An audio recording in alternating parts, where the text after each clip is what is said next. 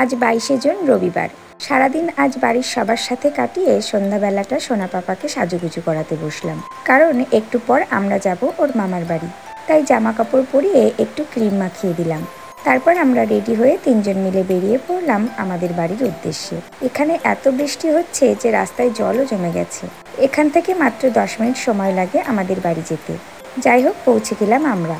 আর নতুন অতিথিকে দেখার জন্য সব দিদুন, মামা, মিমিরাও চলে এলো, কারণ মামা বাড়িতেও তো এই প্রথম আসা ওর। তাই সবাই অধীর আগ্রহে আমাদের আসার অপেক্ষায় বসেছিল। যদিও আমার বাবা মা আমাদের ওখানে ছিলেন মানু হওয়ার পর। যাই হোক, এই হলো আমার ঠাম্মা, আর ইনি আমার মেজ ঠাম্মা।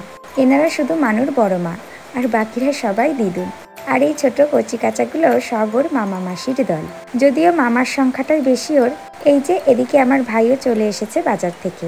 আজ কিন্তু আমার সোনা পাপা সেলিব্রিটি হয়ে গেছে মামা বাড়ির। তবে সবার কোলে উঠতে উঠতে বেটুর ঘুম পেয়ে গেছিল, তাই কাঁদছিলও একটু আধটু। তারপর একটু দোলনায় দোল দিয়ে ঘুম পাড়িয়ে দিলাম। তারপর আর কি, এই যে ফুরফুর মেজাজে সবার সাথে খেলতে শুরু করেছেন ঘুম ভাঙার পর। তবে অন্তরা মিমি একটু দেরি করে এসেছিল বলে হয়তো আবার একটু রাগও দেখাচ্ছিল মিমির ওপর। যাই হোক, রাত্রে দাদুন ফিরলে দাদুনের সাথে অনেক গল্প করে আদর খেয়ে নিল।